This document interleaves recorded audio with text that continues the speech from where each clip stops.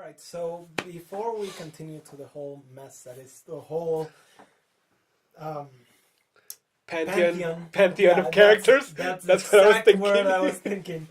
The whole pantheon of character. We should probably mention about the elephant in the room and what the hell these weird symbols are. They're letters. So, they're letters. Thank you. So, you used a lot of the Myers-Briggs type indicator, which is MBTI. It's a way of categorizing personalities. As long as we're recapping things we already know. You already both know. It's for you. We do it for you. And it's definitely a very useful tool in the sense of being able to understand a lot of the characters that you have. So we also put this cheat sheet right here so we can so you can understand also what we're talking about when we're suddenly talking ENFP or ENTP and all that good stuff. Yeah, it was really useful because as a writer, and I'm sure you know this already, it's really easy for you to write yourself into the characters and kind of like have the characters act like you would. And that's fine. Is that not what you did? No. And that's fine as long as it's not all the characters, which this helps a lot, kind of like figuring out different people's personalities. And that really helped me a lot when crafting the different character arcs. I mean, we were talking about Alex and Allison. The nuances of their characters really came from their personalities. I mean, with Alex being an ENTP, it really helped to know that they can get so focused on new ideas that they kind of forget the reason why they're doing something in the first place. Mm-hmm. And that kind of leads to his whole failure. That's a good characteristic of what personality? ENTP? ENTP. That would be Alex. Yeah. So he would be an extrovert, intuition, thinker, and a perceiver. Yes. All right. And Allison? Would be an extrovert, intuitive, feeler, perceiver. All right, so the only difference the difference between both of them is that Alex is more about thinking and Allison is more about feeling. ENFPs, Allison, they're full of so many emotions that you just don't know what to do with them. Yeah, emotions. Emotions, what are those things?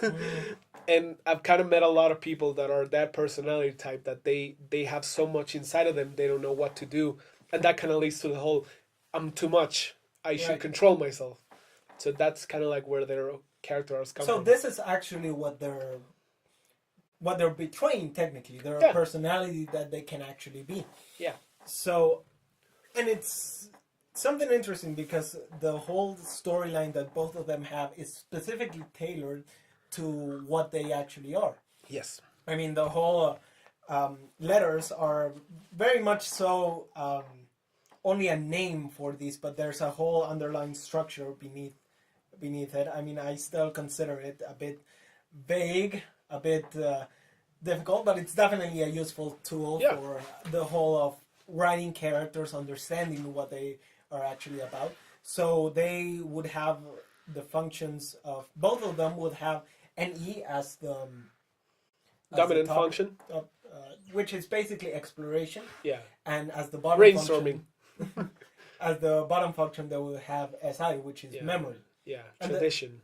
That would explain, for example, why they are so concerned with the past, why they are so quick to remember the things that have happened to them instead of looking forward to something but only the negative things. But that's kind of like how the thing. inferior function manifests. Right. Yeah. So the other two characters, which are particularly special, which are amazing, are Gabe and Aim. We should have a Gabe spin-off. We should have a Gabe's spin-off. That would be amazing. Gabe, an alchemistry story. Coming to flop in a cinema near you. Right, I was thinking just that. It's not gonna go full Han Solo, is it? No, I don't know why you're thinking that. But they do have a particularly interesting role in the rest of the story. And what I remember we discussed way back, it was how they represented the ideals that both Alex and Allison have.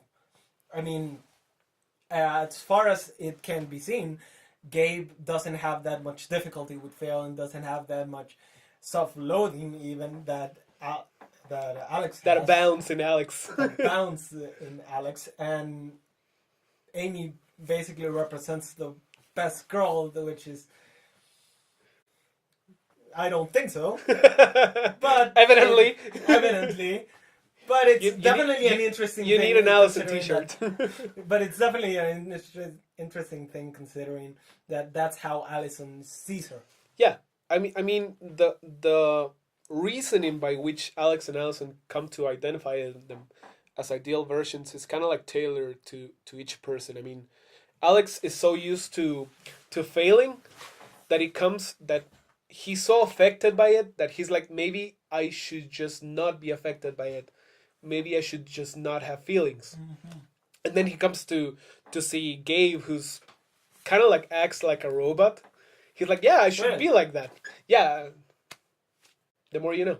The more you know. Yeah, and while Allison looks at Amy and she's like, oh, yeah, she's perfect. She's what everyone is expecting of me. I should be more quiet. I should be bashful. I should be shy. Kind of like those things. I think elegant describes a lot of what Yeah. Allison sees in Amy, and that's why she's trying so hard to kind of try to be like her when she's actually not. Yeah. She can't be. So that's definitely something important to take into account. They are twins, so it's. I remember a discussion we had about who the older twins would be. Do you remember that? Yeah, at the beginning it was Amy, just kind of like as a. At the beginning it was Gabe, just kind of like as a throwaway joke, like, oh yeah, Gabe's appears more mature, so that's why he's older. Right. But then we kind of settle into the whole, you know what? Let's make Gabe like the younger one, just to mess with him. Right. Be like 5 minutes, 4 minutes are the bane of Gabe's existence, just because he's so frustrated that he's the youngest. He's not even the younger twin. He's the youngest out of the three. He's the youngest out of the three, which would be Ralph, because it's very interesting in any case that moments like that show certain weakness that Gabe could have, which is his pride. Yeah. But that is definitely not something that Alex notices. No, he hasn't noticed that at all. Uh-huh. In the same way that Allison takes a lot of time to notice the way Amy interacts, kind of like more vividly, right, with more emotion. And it's also the other way around, because it's not like Allison completely understands Gabe and Oh, she hates him. she hates him. That's a fact. And Alex doesn't completely see Amy, and that's another subplot that occurs in the bottom, that he also sees her as kind of the ideal and doesn't get to actually know who she actually is. Yeah. So that would be a good question. Who actually is Amy? What occurs inside her mind? What occurs? Because who knows? I mean, I wanted to go with the whole idea of her being complicated, but in a more positive sense. Mm-hmm. I mean, as people, all of us really are more layered than just saying, let's say, a personality or a certain way of acting. We're more layered than that. We're more complicated, and I wanted to go for the whole feel of trying to understand someone without labeling them and without putting them in a box. So we're talking about the personalities. I mean, which one of the common critiques is putting people in a box, definitely, ironically, but definitely. But I wanted to play with that a bit. I mean, Gabe's an INTJ. He's Gabe. I'm Amy. Amy's an INFJ, and just as you were saying, these just because we're both evil doesn't mean we're the same personality. We're all kind of evil, the four of us. But I wanted to go with kind of like working with these personalities with Gabe and Amy. I mean, INTJs can be criticized by kind of like trying to organize everything, right. And it kind of happens to Gabe when he's like trying to give advice to Allison. That's a friction that occurs when he's trying to help Allison. But he's just being himself. He's like, oh yeah, I can fix this. All right. I can do something about this. And with INFJs, I mean, one of the biggest problems we can have, is kind of like being misunderstood. So I wanted to go with that for Amy. There's a huge value INFJs put on being understood. And when they're not being understood, they feel like something is just terribly wrong, which wouldn't happen with any other personality. Right. Right, because they are both introverts Yeah. in contrast with the other pair, which are extroverts. So Gabe would be again an INTJ, INTJ. introvert. The Intuition, difference would thinker. be introversion and It would be judging. the same difference. Right. I mean, one's a thinker, one's a feeler. I guess one of the bigger differences would be the judging, perceiving. They're way more organized. They're way more structured, and because they're introverted, they kind of like keep more to themselves. That's So- why it's a bit more difficult for both Alex Yeah. and So Allison to because see they them. keep so much things to themselves, and Alex and Allison want to see them a certain way, it's easier for them to see him that way. And part of the catalyst for the rest of the character arc that both Allison and Alex have is noticing something about the other Definitely. one. Something that they didn't see before. And it's definitely those times of crisis that really worked. So you also mentioned the fact that Gabe was not the younger brother, he was also the youngest. He's the youngest. And that very And he loves interesting it. because and he loathes it. It's horrible, and that would be Ralph. Yeah. Ralph is what The you would oldest. call the archetype of the mentor, and this is something very interesting that you do.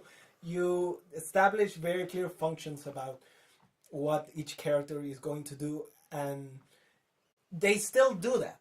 They don't subvert it and betray their nature, Yeah. let's say, but they simply do it in a whole new way. That's a very interesting way of Yeah, I innovating, something kind of I wanted definitely it to admire. feel kind of like weird that this person was in that role. And so for Raph, I kind of wanted that kind of like airheaded professor kind of archetype to work with him. Aloof. Aloof, yeah, just completely oblivious to anything related to people. Yeah, I can think of a few people. Here, I can think actually of a like lot that. of people like that. And there's this scene especially that I really like where he's training Gabe and Amy, where he's training Amy and Alex. And he just pummeled them to the ground. He's like, "Yeah, I think you're doing fine." That leaves me open to do some equations that Gabe gave me, which is actually the thing that excites him the most. Right. And Amy's like, "Gee, love you too, brother." He's like, "Yeah, yeah," and he just walks away. Just go. So he does fulfill the role of a mentor, but he's just super weird while doing it. Yeah, but he is still teaching a lot of the things that is important. I remember in one of the past version, he wasn't the same character. He was completely Yeah, different. he was named Andy. He was saying Andy, and he was completely different. There was nothing similar. He was about he was just going full for the mentor type. That kind of like, I'm gonna give you a question, and that's gonna leave you thinking for a whole day, Right. and then you're gonna come to a really deep heart revelation. Then you're gonna come to me and be like, "Yeah, I knew that was gonna happen." That was completely clear from the, Yeah. from the get go. So I kind of want to mess with that a bit because that wasn't funny.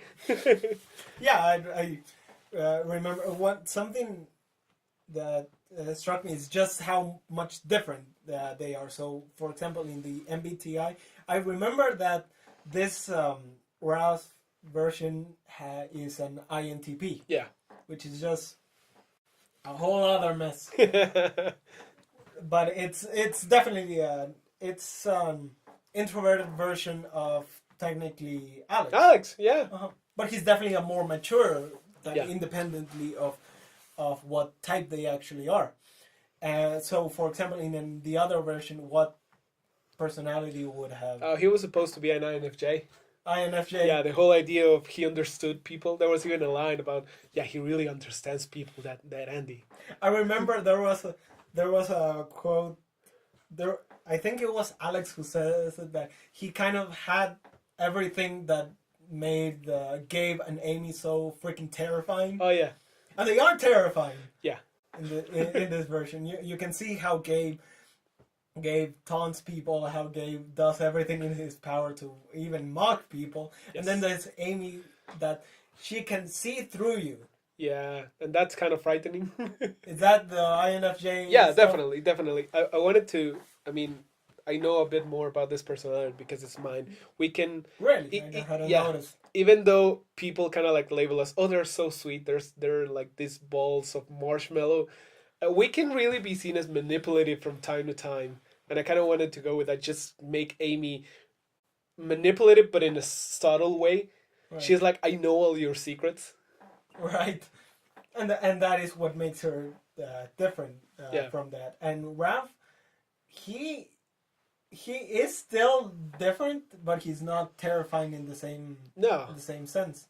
But he's definitely something that character that pushes both of them, the four of them, to actually grow as individuals. And I think it's him that helps teach them how to actually use alchemy offensively. Yeah.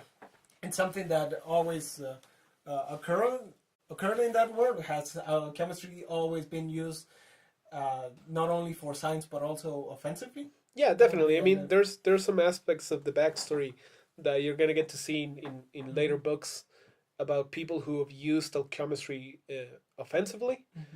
But the way that Lencourt was built, the school, was to teach people the basics without going over to the offensive side. So they could actually kind of like implant a seed in them that would grow for them to kind of like defend Gelmith later on. And that is definitely something different that occurs there. I think it was Alain de Botton. There was an author like that who mentioned that growing up required. Yeah, but he said that growing up requires us to do something very difficult, which is to be a very good boy for the first 18 years of your life, and then suddenly become dangerous. Yeah. Become dangerous. So that's definitely what I see, and something that Ralph definitely helps them with. Yeah. He uses the knowledge that they have about that they had from Lencourt, that they learned there, and applied it for them to actually be able to defend their homes, for them to actually take back said school. Yeah, it's definitely a prospect of that. And there's also the other team. Besides Team Brigard, there's also Team Moose. Team Moose. Which is a Team whole Moose other can of worms. Yes. Team definitely. Moose is canon. Yes. Team Moose is canon. The reason we say it's canon is at the beginning, the idea of Moose wasn't actually in the novel. That's just the way I refer to the team. Whenever I would talk with you, I would say, yeah, Team Moose. And you were like, is that actually in the book? I was like, no, not really. That's just kind of like how I refer to them. Max, Mike, Luke, and Jenna. Right. And they they really work as people who receive. They get the benefit of the main team's growth, and they get to learn from that. Kind of like indirectly from Raph. Right. Indirectly through both. I think it's basically Alex who teaches him that. But again, Allison does play a role in it as she inspires them. Yeah. She's suddenly this whole other hero. Yeah. She's an action hero. She's an action hero. It's definitely fun. Because they are... how's that for strong female lead? How's that for strong female character? And it's definitely an interesting thing because they are effectively teaching what they learned from Ralph. Or more like they taught them everything that they knew from the time they spent in the forest. Yeah. And that shows how they are having their own growth. They are learning something from them, and they are becoming the zombie apocalypse survivors that Luke always wanted to be. Luke is great. Luke is something. Luke is something. And then there's but Luke actually has fun with the whole situation. Yeah, he's just having a field day through all this. He's like, I can beat up robots? You gotta be kidding me. Where do I sign up? All right. And then there's Mike, which does have a different role than that, but I think in the other versions it was kind of hard for me to actually distinguish them. Oh yeah, they kind of like blended together. Right. So just for reference, what personality would they have? Luke would be ESTP, which is kind of like the entrepreneur personality. And Mike would be ISFP, which is kind of like I'm focused on my feelings and what I want to do, my ideals. So he's a feeler. Yeah. All right. For a moment, I thought every single character was going to be a thinker. Everybody's a thinker or a thinker. And in the case of Max and Jenna, they are different different characters Yeah. from, say, Alice and Amy. What personality would they be? Max would be ISTJ, again a thinker, and Uh-huh. more focused on tradition. Like this is the way things should go. I'm disciplined. You should just follow what we've always That's done. one letter of difference again, but it Ah, makes yes, the yeah, difference. from the yeah, Yeah. it makes a lot of difference. And Jenna would be ESFJ, which is a feeler. Yeah, they're kind of balanced in thinker feeler. I kind of like work Right. for that. She's more focused on I'm focused on my friends, on the people I care about. That's kind of like what drives her. And she's also a hunter. That's what. And she's I also got a hunter. Katniss vibes the first time. I was heard going about for them. more Tomb Raider Tomb kind Raider. of feel. Yeah, that's not the same thing. One of these things is not One like of the these other. things is not like the other. And there's something else I wanted to talk about, and this is particularly where the spoiler talk especially happens. This is So where we start. this is where we start. No, we This is gonna already be started. the beginning card. But the villains that you have, it's both Jason and the second operator, which is eventually revealed to be, spoiler alert, Dalton.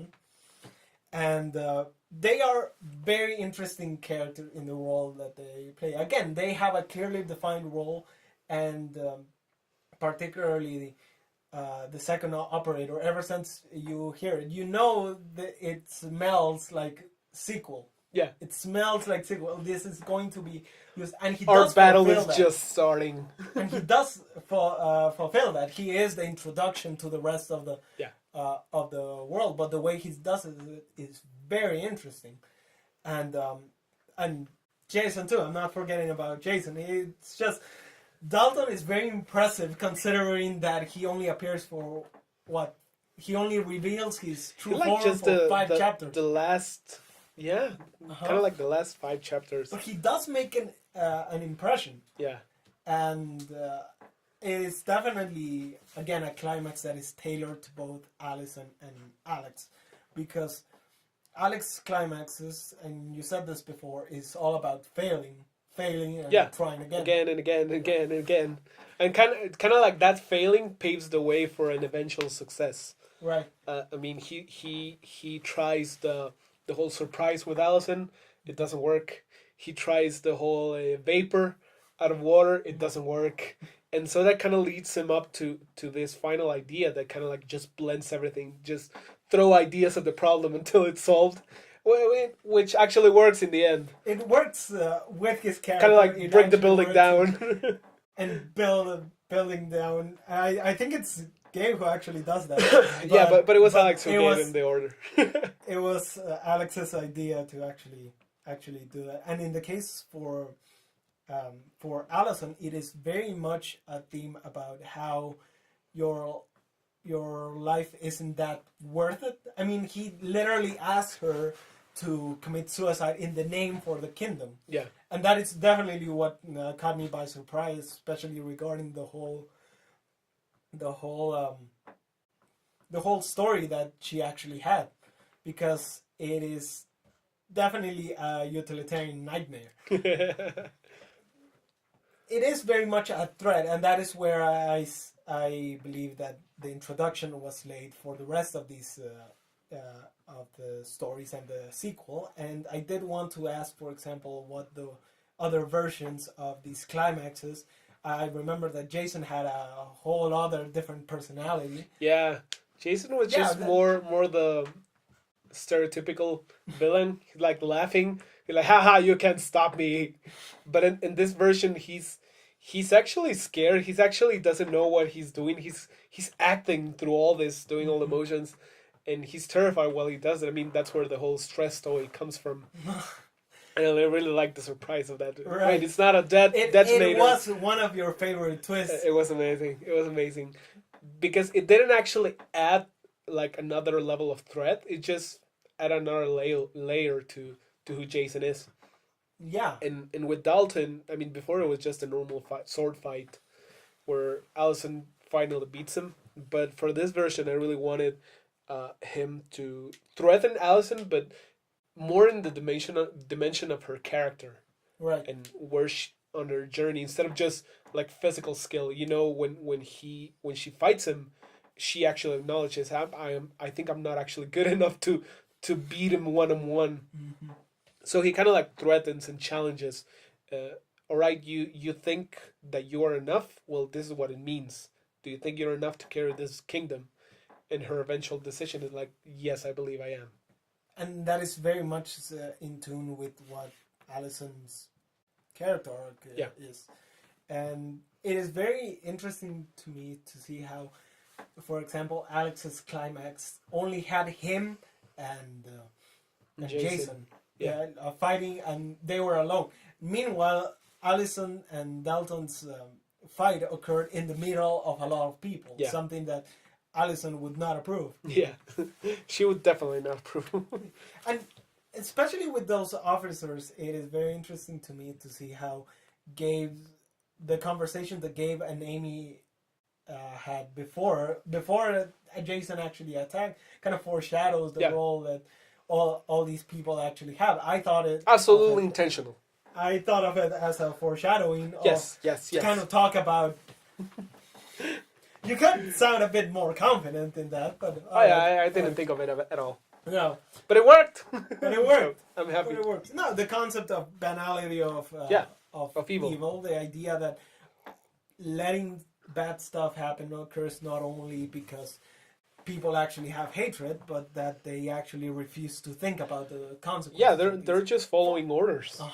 I mean, that's the whole idea behind the officers that help Dalton. We're just following our commanding officer, which is something that Allison kind of like commends them in doing later on. They're like, yeah, you actually did well, even though you tried to kill me. Right. I forgot about that. Yeah, she actually agrees with them. Right. But she ends up forgiving them. He's like, yeah, you're going to keep working. Yeah. And it is particularly interesting to say, I forgot to ask what personality Jason and Dalton actually Jason have. would be an ISTP, which are characterized by just being stoic. Right. Kind of like focused on action. But not like the robot kind of stoic. Not the robot kind of. They're focused on the present. Right. Which is why he doesn't talk that much. I mean, he is nervous, but beyond that, he just is not a character that really talks a lot. He's actually nervous about the whole thing. So between that nervous, between being introverted, between being that personality, he just doesn't talk a lot. But the fact that he is silent does work to make him even more of a threat over what's when happening. he just walks in and just starts throwing people without saying anything, without laughing, you're like, this guy might be dangerous. Right. Yeah. He is really dangerous. And Dalton is an ESTJ, which is commonly referred to as like the manager type. The boss. So ESTJ is extrovert. That for a moment I thought he was an ISTJ too, because he is kind very like much Max. Doing what he can to actually save Gelman. That's the whole difference. Yeah, he's more of an extroverted version of Max. So I also had curiosity about the whole philosophy that you have regarding writing, but I think we might have to take a little coffee break. Yeah, I need more coffee. I do need more coffee. I have. How do you say? I drank so much coffee today. You drank so much coffee? I drank too much coffee. All right. But I want more. We'll be back. So, all right.